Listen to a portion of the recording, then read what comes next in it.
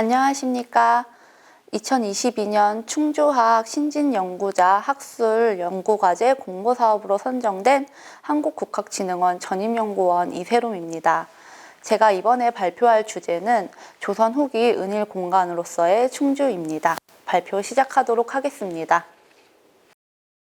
먼저 목차부터 설명하도록 하겠습니다. 머리말에서는 충주의 지형적 특징에 대해서 간략하게 설명하도록 하겠습니다. 2장에서는 택리지, 동국여지지, 동국여지승남 등에 나오는 인문지리 서적에서 나오는 충주의 공간적 특징에 대해서 설명하고자 합니다. 3장에서는 충주의 학적 인적 네트워크라고 해서 충주에 은거한 문인들로 인해서 어떤 항맥이 형성되었는지 살펴보고자 합니다. 4장에서는 본격적으로 충주의 은거 양상과 은거한 문인들의 시일을 상세하게 고찰할 예정입니다. 대표적으로 정호와 안중간에 대해서 살펴볼 예정입니다. 맺은 말에서는 그 전체적인 내용을 정리하도록 하겠습니다. 그렇다면 왜 하필 은거 공간으로서 충주에 대해서 살펴야 하는지에 대해서 먼저 이야기해 보도록 하겠습니다. 충주는 남한강을 끼고 있어서 한강과 영남을 잇는 공간이었습니다. 수로를 통한다면 한강과 매우 가까울 수 있기 때문에 한양과의 거리도 인접하였습니다. 게다가 강과 산이 어우러지는 명승지가 많았습니다.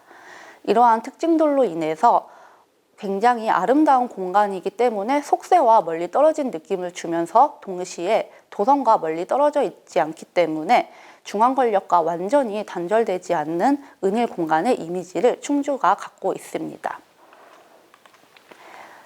지금 이 지도를 보시면은 요 가장 위쪽이 여주가 되겠고 그 중심지에 바로 충주가 있습니다. 그리고 그 밑에 바로 풍기, 영남의 끝자락이죠. 그래서 영남 문인들은 이 충주를 거쳐서 여주 이런 식으로 한양에 많이 도달을 하였습니다. 충주가 굉장히 교통의 중심지임을 이 지도를 통해서도 알 수가 있습니다. 그렇다면은 왜 하필 충주가 이런 식으로 조선 후기 문인들에게 관심을 받았나? 한번 여러 인문지리 서적과 한시를 통해서 살펴보도록 하겠습니다. 먼저 아름다운 명승지로 유명하였습니다. 충주의 명승지로는 탐근대가 있습니다. 우룩이 탐금하는 곳이자 임진왜란 때 목숨을 바쳐서 싸운 신립 장군을 기리는 장소가 바로 이곳입니다. 시에서 보면은 충주 땅은 모두가 아름다운데 그 가운데 탐금대가 가장 아름답다라고 직접적으로 말한 시도 있습니다. 또한 가흥창이라고 하여서 조선시대의 조창이 바로 충주에 위치하였습니다.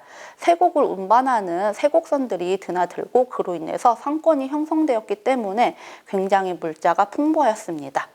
동국여 지지에서도 대대로 부자들이 많다고 언급할 정도였습니다. 무엇보다 충주는 바로 조선 땅에서 요충지와 같은 공간이었습니다. 신증 동국 여지 승남에서는 인후와 같은 요충지이다. 인후, 바로 목이죠. 그런 공간처럼 매우 중요한 역할로서 하였습니다. 택리지에서는 한강 상류에 있어서 수로로 왕래하기 편하다라고 하였으며 영남과 경기도를 왕래하는 요충지였다라고도 언급하기도 하였습니다. 신익황의 시인데요. 충주의 길목에서라는 시인데 신익황은 충주에서 한양으로 육로로 이동을 하여서 오래 걸렸지만 시의 마지막 줄을 보면은 하룻밤 서풍이면 한양에 도착해서라네 라고 하면서 수로를 이용하면은 하룻밤 사이에도 도착할 수 있다면서 이 수로를 이용한 거리가 매우 좁은 이런 특징을 직접적으로 언급하기도 하였습니다. 이처럼 충주는 도성과 가까웠기 때문에 은거를 하더라도 중앙 권력에서 어떠한 일들이 발생하는지 사회적 이슈에 대해서 빠른 속도로 접할 수 있었기 때문에 많은 문인들이 이곳 충주를 은거지로 택하였습니다. 3장 충주의 학적 인적 네트워크에 관해서 얘기해 보도록 하겠습니다.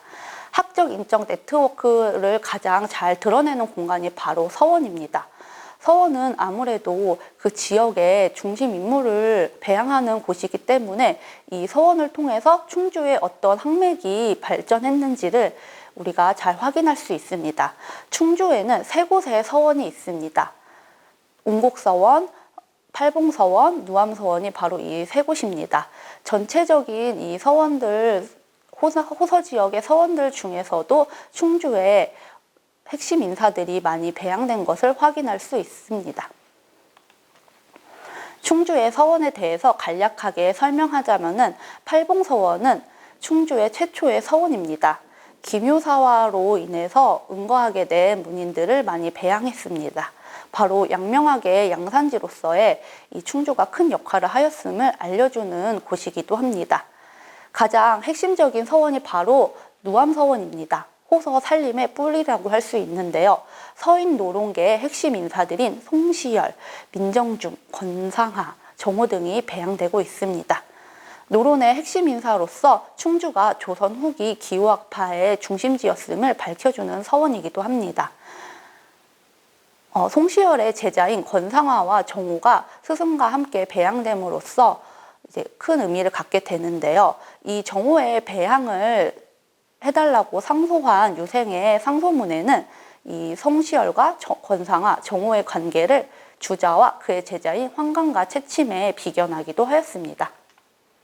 이만큼 이 누암서원의 존재를 통해서 충주가 굉장히 중심적인, 학문적으로 중심지적인 역할을 하였음을 우리가 확인할 수 있습니다. 4장에서는 충주의 은거 양상과 시적 형상화란 제목으로 충주에 은거한 문인들의 특징과 그의 시세계를 살펴보도록 하겠습니다. 조선 후기 문인들은 정쟁으로 인해 끊임없이 출사와 은거 사이에서 갈등하였습니다. 그 중에서 충주에서의 은거를 택한 인물들은 아래 표와 같습니다. 민정중과 민유중은 인현왕후 민씨와 인척관계로 노론계에 해당합니다.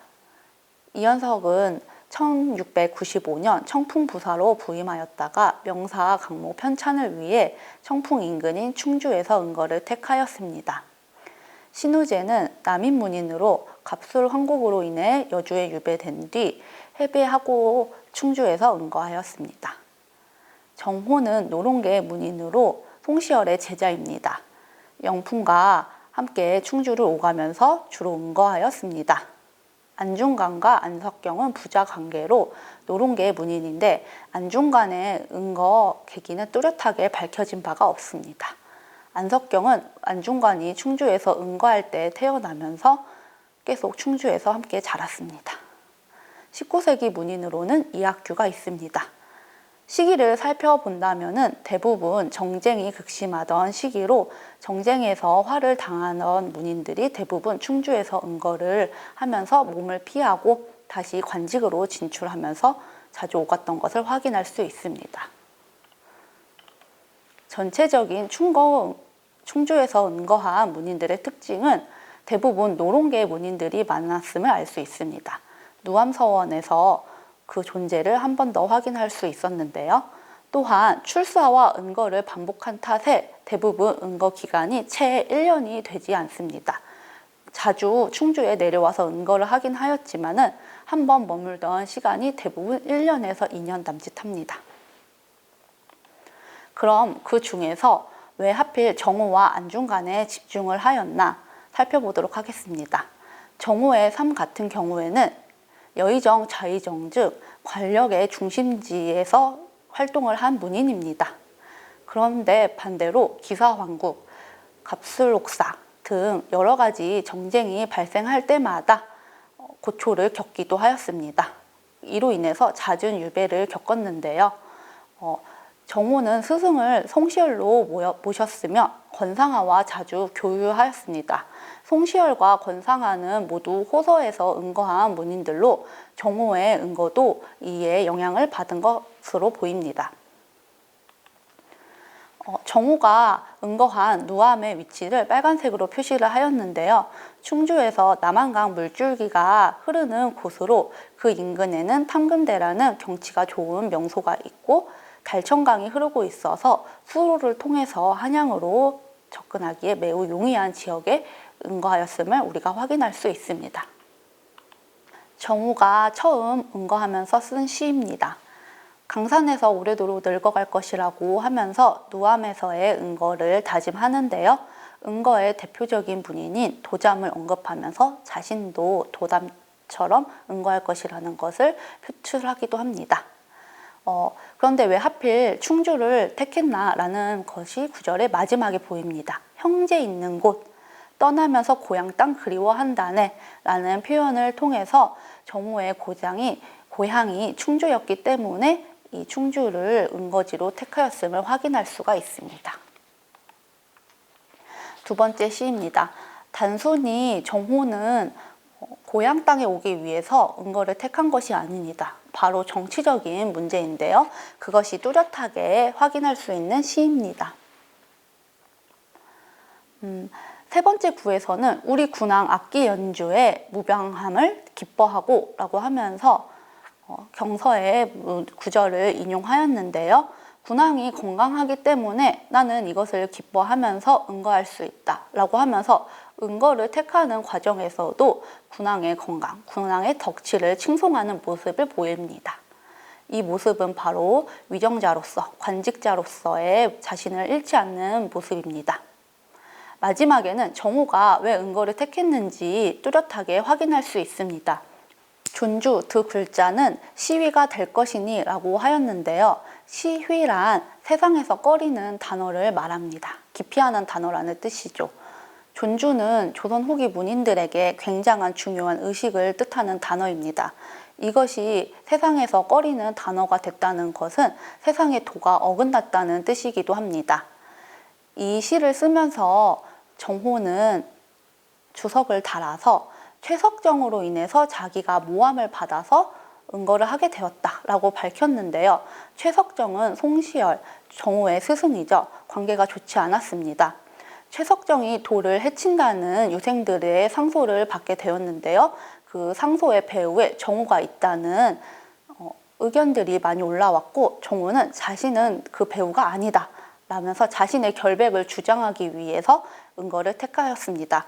그러면서 세상의 도가 어긋났다는 안타까움을 표출하면서 이런 시를 남겼습니다. 이처럼 정호는 정치적으로 자신이 모함을 받거나 불리해진 시기에 선택적으로 은거를 택하였음을 우리가 확인할 수 있습니다. 그렇다면 정호가 정치적으로 불리하던 시기에 왜 하필 충주에서 은거를 택했나라는 것을 우리가 재차 살펴볼 필요가 있습니다. 앞서 언급하였다시피 정호의 고향 땅이기도 했는데 정호는 충주 외에도 연풍형 장암이라는 곳에 은거지를 마련하였습니다.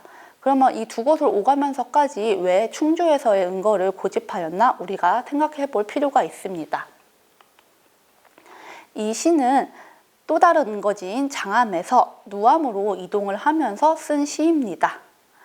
산에서도 풍치가 매우 좋지만은 강 누각에서 느끼는 풍치가 더 아름답다라고 하면서 자신은 그런 아름다운 풍경과 함께 늙어갈 것이라는 뜻을 보여준 시입니다. 연풍현은 충주와 비교하였을 때 도성과 좀 더 멉니다.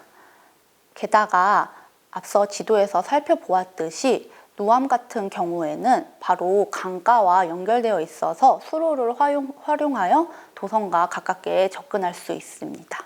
동국 여지지에서도 연풍현의 위치에 대해서 충주와 50리가 떨어져 있고 서울과는 361리이다 라고 하면서 충주에 비해 훨씬 먼 연풍현의 거리를 우리가 확인할 수 있습니다. 지도를 통해서 살펴보겠는데요. 네모를 친 곳이 바로 이 충주와 연풍형을 경계짓는 산입니다. 이 충주에 비해서 아래 연풍형이 한참이나 떨어져 있는 것을 우리가 확인할 수 있습니다. 또한 강줄기가 있기는 하지만은 충주에 비해서 강보다는 산에 좀 더 둘러싸인 지형적 특징을 우리가 확인할 수 있습니다. 이런 지형적 특징으로 인해서 정호는 연풍현의 장암이라는 자신의 은거지를 마련하였음에도 불구하고 끊임없이 충주의 누암까지 은거지로 택하면서 서울의 상황을 살펴보고 중앙관직으로 언제든지 진출할 수 있을 만한 지점으로 충주의 누암을 선택한 것으로 보입니다. 곧 정호의 은거는 완전히 속세와의 단절을 뜻하지 않고 자신의 뜻을 관철시키기 위한 수단으로서의 은거를 택한 것이기 때문에 서울과 완전히 거리가 떨어지지 않는 곳, 그러면서도 속세와는 조금 멀어진 느낌을 주는 곳, 그곳이 바로 충주였기 때문에 이곳 충주에서 은거를 하였음을 우리가 시와 이런 것들을 통해서 확인을 할 수 있습니다. 곧 정호는 나아감을 위한 한 발짝 물러남을 이제 은거로서 택한 것입니다. 이와 반대로 안중간은 정호처럼 노론계의 문인임에도 불구하고 정호와는 은거 양상이 매우 차이를 보입니다. 1714년에 충주 가흥촌에 은거를 시작하였는데요. 은거 계기가 정호처럼 정치적으로 불리했던 시기라던가 어떤 상황이 밝혀진 바가 없습니다. 중앙관직으로에서 활동한 정호와는 달리 안중간은 주로 지방간으로 있었습니다. 지방간으로의 출사와 은거를 반복하였습니다. 같은 노론계 문인이지만 송시열의 제자였던 정호와는 달리 안중간은 김창흡에게 수학을 한 낙농계 문인입니다. 안중간은 1740년에 원주 흥원으로 이거 후에 완전한 은거를 하게 됩니다. 안중간이 있었던 강촌입니다. 충주 도심지가는 거리가 멀지만은 수로를 활용하여 역시나 마찬가지로 서울로 가기에 굉장한 유리한 위치에 있었던 것을 우리가 확인할 수 있습니다. 안중간이 처음 관직을 벌이면서 쓴 시입니다. 도성 입구에는 안개가 가득하지만은 자신이 곧 가주, 곧 가흥촌이죠. 이곳은 봄빛이 은은하다라고 하면서 서울과는 다른 충주의 풍경에 대한 기대 심리를 보일 수가 있습니다. 자신이 살아온 일, 곧 관직 생활을 부끄럽다 얘기하면서 은거는 자신의 어떤 숙명 같은 존재다라고 이야기하는 것을 우리가 이 시를 통해서 확인할 수 있습니다. 이 시는 안중간의 은거 공간인 미라를 완성하면서 쓴 시입니다. 이 미라라는 공간이 매우 의미가 있는데요. 조선 후기 문인들은 은거를 할 경우에 그 은거지에 전장을 마련하였습니다. 이 전장을 마련하였다는 것은 단순히 삶의 터전을 가꾸었다 이런 의미가 아니라 이곳을 기점으로 자신의 새거지를 확보하고 자신의 세력으로 확보하는 데까지 나아가는 경우가 많았습니다. 미라를 배경으로 쓴 안중간의 시에는 자신의 삶의 터전을 가꾸고 또한 책을 읽고 충주의 아름다운 풍경을 완상하고 이렇게 한가로운 은거의 삶을 누리는 것처럼 보이지만은 그 이면에는 그 다른 문인들처럼 자신의 새거지를 확보하고자 하는 안중간의 뜻이 내포되어 있습니다. 세 번째 구와 네 번째 구절을 보도록 하겠습니다. 안중간은 지금까지 자신이 세상과 멀리 떨어지지 않았다고 합니다. 계속 관직 생활을 했기 때문인데요. 처음 충주로 오게 되면서 그럭저럭 깊은 곧 속세와 완전히 단절되지도 않지만은 속세와 어느 정도 거리감이 있는 곳에 자신이 은거지를 마련했다고 하였습니다. 이 구절이 바로 조선 후기 많은 문인들이 왜 충주에 와 있는가 이 부분을 설명할 수 있는 구절이기도 합니다.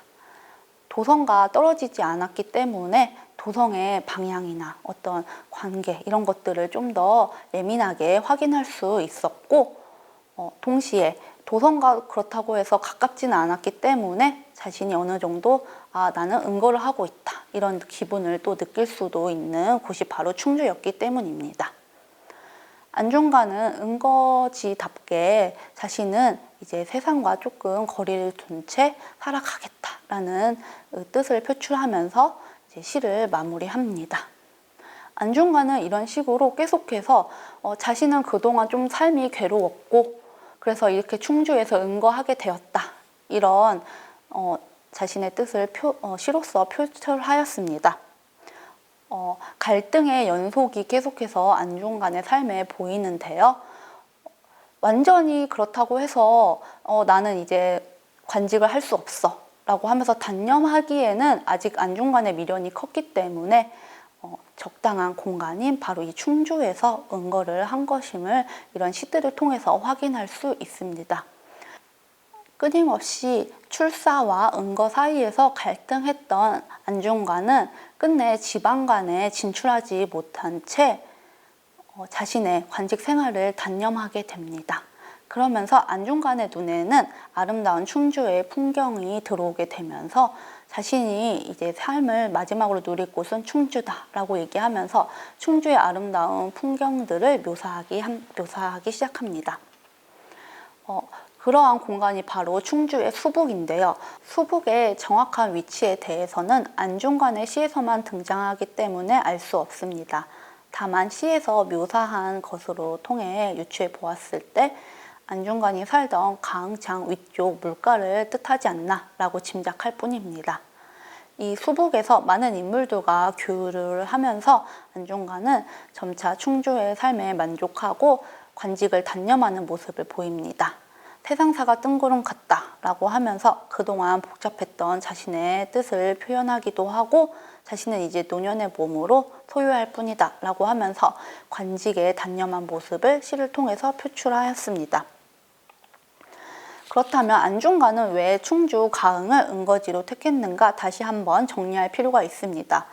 먼저 완전히 관직에 대한 미련을 놓지 못했던 안중관은 도성과 가까운 거리였다는 점에서 매력적인 공간이었을 것으로 보입니다. 안중관에게는 더 이상 더 뒤로 갈 수 없다라는 일종의 배수진 같은 공간이 충주였습니다. 또한 자신이 관직에 단념하고 자연 속에서 은거를 하겠다라고 다짐하였을 때 아름다운 자연 풍광을 누릴 수 있는 공간이기도 했기 때문입니다. 안중관은 결국에 중앙 진출 실패로 인해서 원주로 은거를 하게 됩니다. 이로 통해서 좀 더 충주와 다른 곳으로 이동을 하면서 자신의 단념을 보여주는데요. 곧 충주는 아직까지 안중관의 관직을 향한 미련과 혹은 체념, 그 사이의 갈등이 표출되는 공간이었음을 우리가 확인할 수 있습니다. 네, 다시 한번 정리를 하면서 발표를 끝내도록 하겠습니다. 충주는 정치적 좌절을 겪은 문인들의 미련과 좌절, 기대 이런 곳들이 바로 복합적으로 이제 나타난 곳입니다. 한양가의 접근성이 용이했고 물자가 풍부했고 풍경이 아름다웠기 때문에 조선 후기 문인들에게 은거 공간으로서 매우 매력적인 지형이었습니다.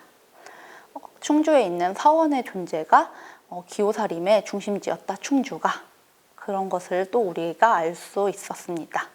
그렇다면 기호사림 혹은 이제 노론계 문인들 중에서 충주에 은거한 두 문인을 살펴보았는데요. 중앙관직에 자주 진출했던 정호의 은거는 이 충주 은거가 곧 자신의 뜻을 관철시키기 위한 수단으로서 활용이 되었음을 우리가 확인하였습니다. 안중관의 은거는 현실에 대한 체념과 미련이 혼합된 형태였음을 우리가 확인하였는데요. 같은 문인이었음에도 같은 노론계 문인이었음에도 불구하고 서로의 상황에 따라서 그 은거 형태가 달라졌음을 우리가 확인하였습니다. 그러나 공통적으로 충주는 곧 정치적 어떤 기대와 혹은 좌절 이런 갈등 공간이었다. 그런 과정 속에서 도성과 많이 떨어지지는 않았지만은 적당히 또 거리감이 있었던 곳으로서의 충주가 조선 후기 문인들에게 은거 공간으로서 굉장히 활용도가 높았다. 이런 특징들을 우리가 재차 확인을 하였습니다. 지금까지 조선 후기 은일 공간으로서의 충주라는 주제로 2022년 충주학 신진연구자 학술 공모 과제를 발표하였습니다. 지금 이상으로 마치겠습니다. 감사합니다.